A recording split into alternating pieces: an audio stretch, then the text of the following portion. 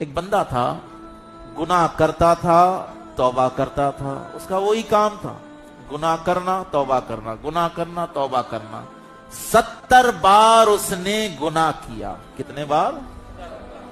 70 बार उसने तौबा की। 70 बार गुनाह करा, 70 बार तौबा।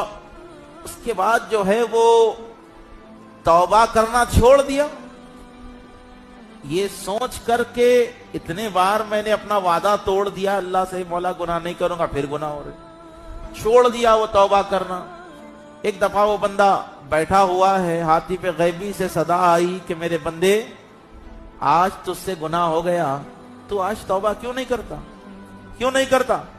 तो वो अर्ज करने लगा कि परवरदिगारा, मुझे शर्म आती है अब तौबा करने के लिए, क्योंकि 70 बार मैंने अपनी तौबा को तोड़ा है।